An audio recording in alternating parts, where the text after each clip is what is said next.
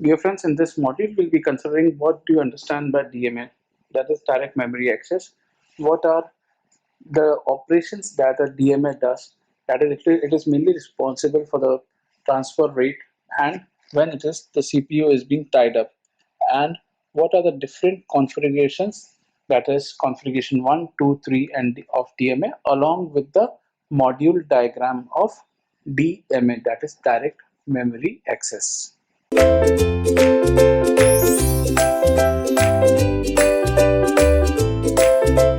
Now let us go ahead and look at the other topic which is called as DMA, which is called as direct memory access.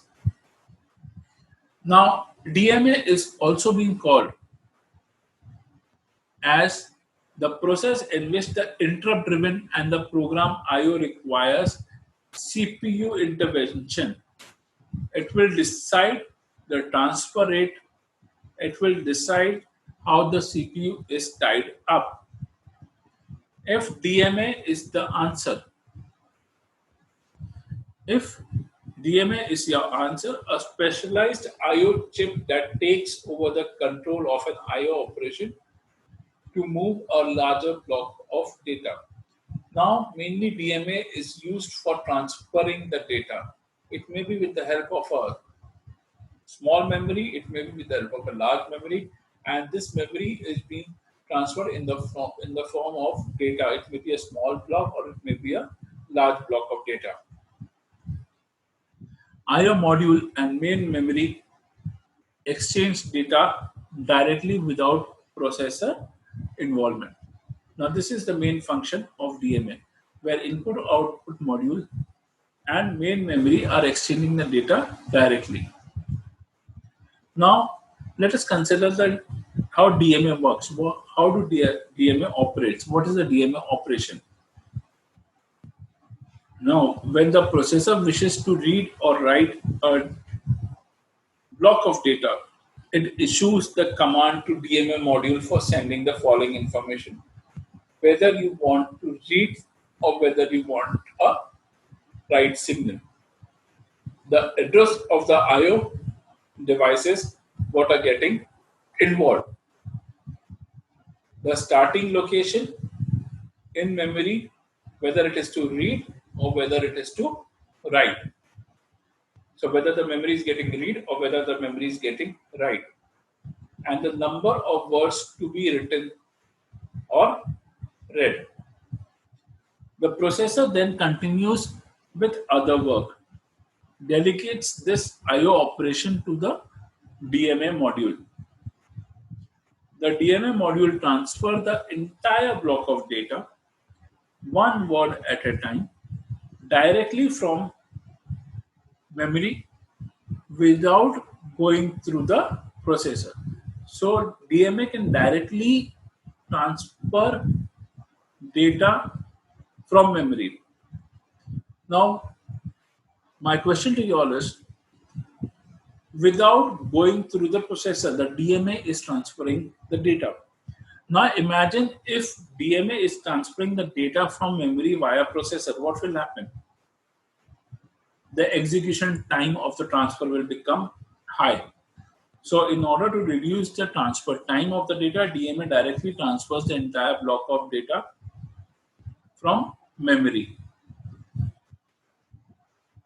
When the transfer is complete, the DMA module sends an interrupt signal to the processor that I have performed so and so task, the transfer has been completed, and a signal is being issued. The processor is involved only at the beginning and at the end of the transfer. So when does the processor gets linked with the DMA? When you're starting the DMA process and when you're ending the DMA process. So this is how the DMA works. Now, this is a small diagram. First thing, issue read commands to IO modules. Now, this is instruction has been given by the CPU to the DMA to do something else. Read status of DMA module. Now, this instruction is being given via an interrupt to DMA and then DMA gives the signal to the CPU, and this keeps on repeating, and then we go to the next instruction. The DMA module consists of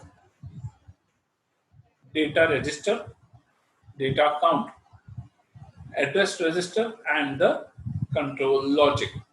Now, when we say control logic, what are the different signals that are involved in the control logic? It is DMA sends a request. If the request is valid, it gets acknowledged. Then the interrupt, a signal from the control logic comes out as an interrupt, and then either read or the write operation is being performed. Now, address register, it is directly linked with the help of the address lines, which are directly getting connected with the help of DMA. The data lines are directly linked with data count. How many data are you counting? What are the data registers that are being linked?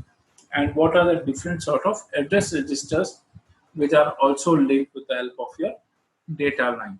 And the address lines are directly linked with the address register. It will contain the address of the different registers from where read and write operations have taken place or will be taking place.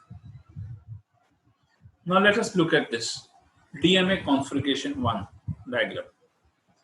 There is a bus line which is directly getting connected with the help of a processor. This processor is directly getting connected to with the help of a DMA, IO devices, and so on, and then it gets linked to the memory. A single bus detached, and there is a DMA controller, and this DMA controller is used to control the operation. Each transfer which is happening, it uses the bus twice. One is from input output to DMA and from DMA to memory. So here you are using the bus twice. IO to DMA and DMA to memory. And also CPU is suspended twice. Now again CPU plays an important role where it gets suspended twice because you are using the bus twice over here. Now in case of DMA configuration 2, here again a same bus has been used which is connected to the processor DMA IO, and then it has been connected to your memory. Now a single bus integrated a DMA controller. Controller may support more than one devices at a time. So simultaneously, there may be more than one devices where the controller is supporting. And like in the previous example, we have seen buses are required twice. Here only the bus requirement is only once. That is only from DMA to the memory. And again, the CPU is suspended only once. So the basic difference, if you look into the DMA configuration 1 and DMA configuration 2, the transfer of buses, which was taking place twice in case of DMA configuration 1, is considered to be 1 when it is considered to be DMA configuration twice. And the data transfer is taking place from DMA to memory. Now, let us look at the other example, DMA configuration 3. Here you have a system and IO bus which are being separated. Two different buses separated. Now system bus is directly connected to the processor. It is directly linked with the DMA and memory. And DMA is directly connected to the IO bus. Now, what is the basic difference? Here you have a separate IO bus. Bus is supporting all DMA enabled devices. Each transfer bus once from DMA to memory, and CPU is also suspended once. Here, the system bus and the IO bus are totally being separated, and DMA acts as a bridge to control the operation between the system bus and the IO bus.